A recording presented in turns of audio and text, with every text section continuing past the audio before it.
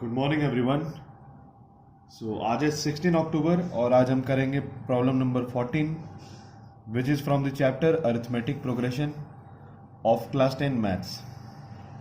ये जो सवाल है this was asked in the board exam, CBSE के 2020 बोर्ड एग्जाम में पूछा गया था ये सवाल, और ये 4 मार्क्स के लिए पूछा गया था। काफ़ी ज़्यादा वेटेज है इस सवाल का अगर देखा जाए तो। अब मैं ये एग्जैक्टली तो नहीं बोल सकता कि यही सेम सवाल इस साल भी रिपीट हो, बिकॉज इसके चांसेस तो कम होते हैं कि कोई भी सवाल जस्ट कॉन्जिक्यूटिव ईयर्स में ही रिपीट हो जाए, बट फिर भी कई बार इस टाइप के जो सवाल है वो पूछे जाते हैं बोर्ड एग्जाम्स में। इसलिए मैं आपके सामने ये सवाल लेकर के आऊँ। बिना समय खराब किए हुए चलिए देखते हैं कैसे सॉल्व करेंगे इसे। तो सबसे पहले हमारे पास यहाँ पर सवाल में क्या गिवन है आइए देख लेते हैं। The sum of 4 consecutive numbers in AP, यानी किसी एपी में 4 नंबर्स हैं और उनका जो सम है इट इज 32, 4 नंबर्स। तो ये जो सवाल है जैसा कि आपने फर्स्ट लाइन में अगर रीड किया हो, this is from the selection of terms, जिसमें आपको टर्म्स को सिलेक्ट करने होते हैं जो कि अरिथमेटिक प्रोग्रेशन यानी एपी में होते हैं। तो यहाँ पर हम उसी लॉजिक को यूज करेंगे, we will use the logic of selection of terms. अगर आपको नहीं पता देन डोंट वरी, मैं आपको इस वीडियो में अभी अच्छे से समझाऊंगा कि हम सिलेक्शन ऑफ टर्म्स को कैसे यूज करते हैं। अच्छा, इसके अलावा और क्या लिखा है क्वेश्चन में, and the ratio of the product of the first and last term to the product of 2 middle terms. यानी कि जो 4 टर्म्स एपी में है तो उनमें से जो फर्स्ट टर्म है और जो लास्ट टर्म है, तो फर्स्ट और लास्ट टर्म का जो प्रोडक्ट है डिवाइडेड बाय 2 मिडिल टर्म्स, यानी ratio of first and last terms का product divided by 2 middle terms, it is given as 7:15। ये 7:15 गिवन है हमारे पास। हम यहाँ से क्या फाइंड आउट करेंगे, फाइंड द नंबर्स, वो कौन से नंबर्स है हमें यहाँ पर वो बताना होगा। मैं आपको बताता हूँ एक बार कैसे सॉल्व करेंगे इसमें। तो सबसे पहले मैं आपको कुछ आइडिया दे दूं कि जब भी हम सिलेक्शन ऑफ टर्म्स यूज़ करते हैं किसी भी अरिथमेटिक प्रोग्रेशन के क्वेश्चन को सॉल्व करने के लिए, तो वहाँ पर कुछ बात है जिसे आप हमेशा ध्यान में रखें अपने। जैसे कि यहाँ पर लिखा है 4 कॉन्जिक्यूटिव नंबर्स, तो अगर 4 नंबर्स एपी में हो, यानी 4 नंबर जो कि गिवन नहीं है, या फिर 4 नंबर्स के अलावा अगर 6 नंबर्स होते हैं या 8 नंबर्स होते हैं, तो जहां भी even number of terms AP में होते हैं, इवन नंबर ऑफ टर्म्स यानी 4, 6, 8, तो इस केस में हम कॉमन डिफरेंस जो है फर्स्ट और सेकंड टर्म और सेकंड और थर्ड टर्म और थर्ड और फोर्थ टर्म, इनके बीच में कॉमन डिफरेंस 2D रखते हैं। 2D यानी जो भी मैं अभी टर्म सिलेक्ट करके दिखाऊंगा आपको, आप वहां देख सकते हैं there will be a common difference of 2D। और अगर 3 टर्म्स एपी में होते हैं यानी ऑड नंबर ऑफ टर्म्स, जैसे 3 या 5 या 7, तो उस केस में जो कॉमन डिफरेंस हम रखेंगे that will be of single D, only D. ठीक है, तो इस केस में जैसे कि आप देख सकते हैं 4 नंबर एपी में है, तो मैं इसे कैसे लिख सकता हूं, सपोज कर लेते हैं यहां पर कि let the 4 numbers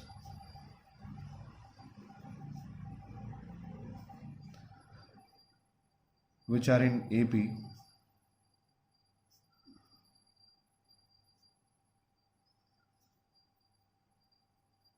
B।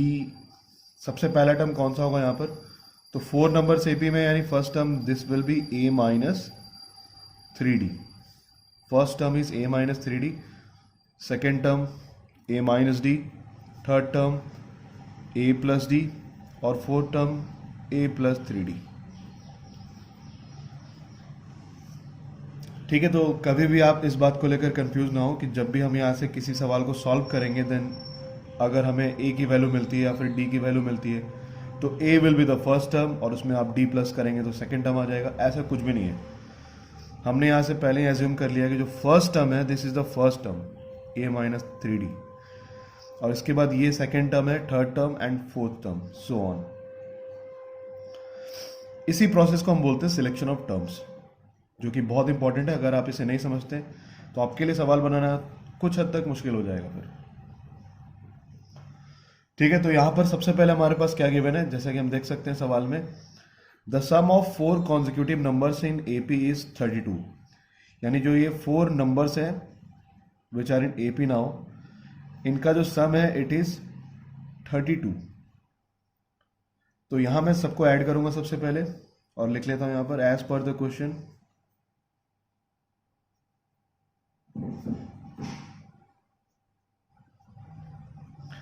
Question में क्या गिवन है हमारे पास, तो यहां पर लिखा हुआ था सम ऑफ 4 नंबर्स, यानी a minus 3d plus a minus D plus a plus D plus a plus 3d।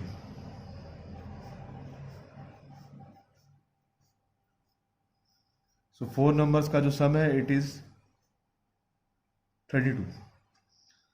तो यहां से आप देख सकते हैं जो भी d वाला पार्ट है it will be cancelled, d minus D, जो भी d है दिस विल बी कैंसल्ड, और फिर यहां से हम लिख सकते हैं 4a इज इक्वल टू 32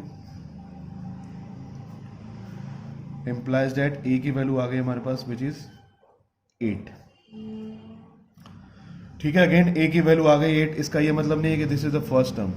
इस बात के लिए आप बिल्कुल भी कंफ्यूज ना हो, बिकॉज मैंने स्टूडेंट को देखा है कई बार वो ऐसे सवालों को गलत भी कर देते हैं। a का मतलब 8 नहीं है, हमारा जो फर्स्ट टर्म है which is not a, it is a minus 3d, this is our first term. तो अभी हम a की वैल्यू तो फाइंड आउट कर चुके हैं, अब हम इससे आगे बढ़ेंगे और d की वैल्यू फाइंड आउट करेंगे, और जब a और d दोनों की वैल्यू आ जाए तो इसमें हम उनकी वैल्यू को पुट करेंगे जिससे हम AP फाइंड आउट कर सकते हैं। सो नेक्स्ट स्टेप, अगर हम देखें सवाल में इसके अलावा और क्या गिवन है, तो यहां लिखा हुआ था and the ratio of the product of the first and last term, मतलब product of first and last term. First term is a minus 3d और लास्ट टर्म है a प्लस 3d। सो दोनों का प्रोडक्ट और इसका ratio क्या हो जाएगा to the product of two middle terms. अब मिडिल टर्म्स में क्या बचेगा, a माइनस डी और a प्लस डी। तो मैं ये लिख कर दिखाता हूं आपको, ऑल्सो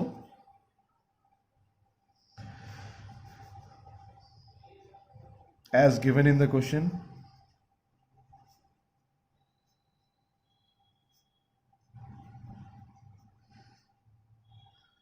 सो क्वेश्चन में क्या गिवन है हमारे पास, ratio of product of first and last term, यानी कि a माइनस 3d को प्रोडक्ट कर लूंगा मैं a प्लस 3d के साथ, to the product of two middle terms. Middle terms में हमारे पास है a माइनस डी और इसके अलावा a plus D,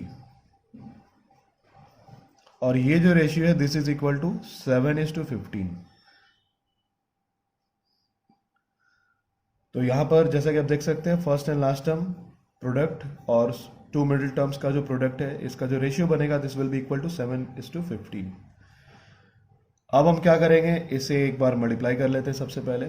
so multiply करने के लिए हम देख सकते हैं this is in the form of a square minus B square identity, तो इसे कन्वर्ट कर लेते हैं a square minus B square के फॉर्म में। So this will be a square minus 9d square divided by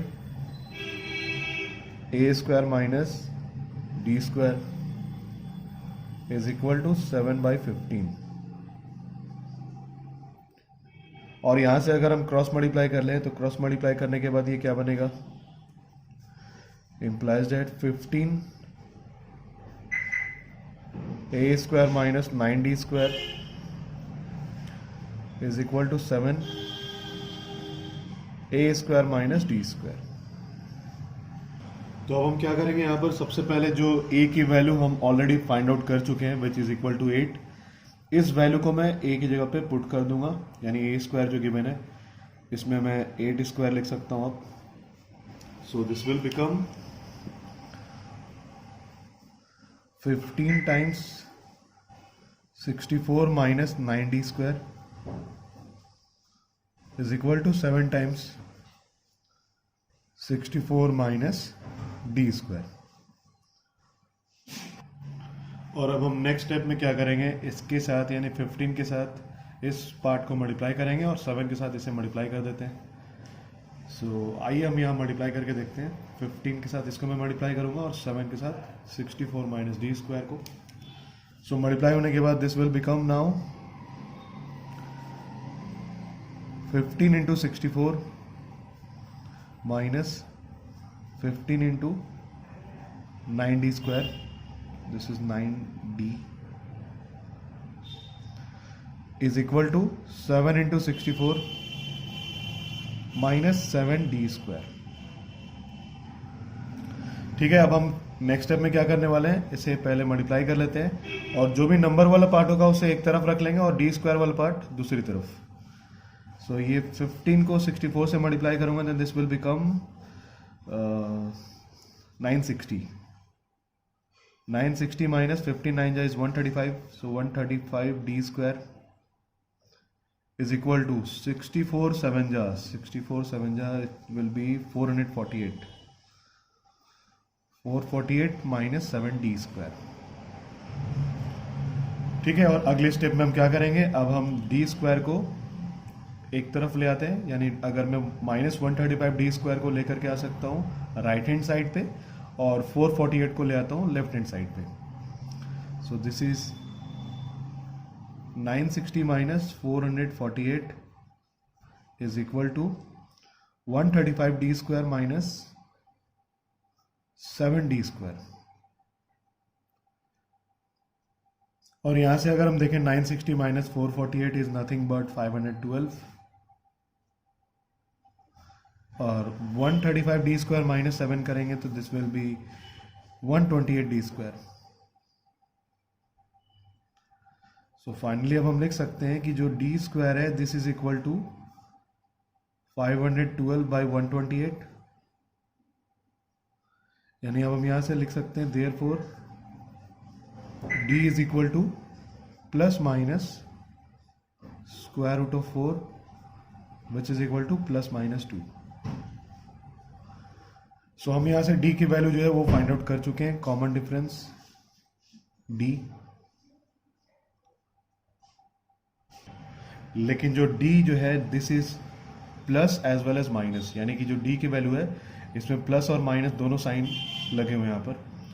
सो जब हम फर्स्ट ऑफ ऑल यानी फर्स्ट टाइम जब हम d की वैल्यू पुट करेंगे तो फर्स्ट टाइम हम यहाँ पर d की वैल्यू +2 रख सकते हैं और सेकेंड टाइम जब हम इसे सॉल्व करेंगे तो इसे हम रख सकते हैं. यानी कि जब हम अभी d की वैल्यू पुट करेंगे तो फर्स्ट ऑफ ऑल यहाँ पर जो -3d -d और 3d है इसकी जगह पे हम पुट कर सकते हैं +2 d की जगह पे, और उसके बाद सेकेंड टाइम में -2 भी रखूँगा यहाँ पर, क्योंकि हमारे पास जैसा कि आप देख सकते हैं कॉमन डिफरेंस की दो वैल्यूज़ है, first one is +2 and second one is -2. सो इस तरीके से मेरे पास दो एपीज बन जाएंगे यहाँ पर, देयर विल बी 2 AP. सो मैं लिख लेता हूँ इसे,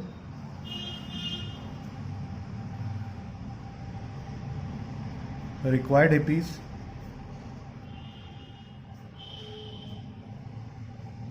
विल बी, ठीक है, जो फर्स्ट एपी है this will be 8 minus 3 into 2, 8 minus 2, 8 plus 2 और इसके अलावा 8 प्लस 3 इंटू 2. तो अगर आप इसे कैलकुलेट करेंगे then this will be 8 minus 6 is equal to 2 और यहाँ से मिल जाएगा 6, फिर 10, फिर 14. सो ये फर्स्ट एपी है when d is equal to 2, जब हम d की वैल्यू 2 लेंगे. और अगर हम d की वैल्यू -2 ले लें then this will be, d की वैल्यू -2 ले रहा हूं मैं, तो ये एपी क्या बनेगा हमारा यहाँ से a माइनस 3 इंटू -2, 8 माइनस यहाँ पर बन जाएगा -2, दिस विल बी 8 प्लस -2 और 8 प्लस 3 इंटू -2. सो अगर आप देखें यहाँ पर माइनस माइनस प्लस हो जाएगा, सो 8 प्लस 6 इज नथिंग बट 14 और 8 plus 2 because minus minus again plus, so 8 plus 2 is 10. सो ये आप देख सकते हैं decreasing AP 14, 10, 6 and 2. So this will be our second AP. ठीक है, सो फर्स्ट एपी जो है वो हमने फॉर्म किया by using d is equal to 2 यानी पॉजिटिव वैल्यू, और second by using d is equal to -2 यानी कि negative value. So these both are the required answers. So I hope ये सवाल आपको अच्छे से क्लियर हो गया होगा, मैंने जिस तरीके से समझाया आपको। और आगे से कोई भी सवाल अगर आपको देखने को मिले सिलेक्शन ऑफ टर्म्स, तो बिल्कुल भी कंफ्यूज होने वाली कोई बात नहीं है उसमें। जस्ट मेक श्योर कि जो भी आप एज्यूम करते हैं यहाँ पर वो नंबर ऑफ टर्म्स के अकॉर्डिंग हो। यानी अगर मैं फिर से आपको बता दूं, इवन नंबर ऑफ टर्म्स अगर एपी में हो then there must be a common difference of 2d, और अगर ऑड नंबर ऑफ टर्म्स हो then there must be a common difference of single d। ऐसे करके आप किसी भी सवाल को बहुत इजीली सॉल्व कर सकते हैं। आई होप कि ये वीडियो आपको पसंद आया होगा। इन दैट केस अगर आपने हमारे चैनल को सब्सक्राइब नहीं किया है then do not forget to do so right now, और जल्दी से बेल आइकन को भी प्रेस कर लें सब्सक्राइब करने के बाद, ताकि मैं फ्यूचर में अभी और भी बहुत सारे जो वीडियोस लेकर के आऊँगा तो इसकी जो नोटिफिकेशन है वो सबसे पहले आप तक पहुँचे। आज की वीडियो के लिए बस इतना ही। कल दोबारा मिलेंगे एक नए सवाल के साथ। तब तक के लिए take care of yourself and thank you for watching.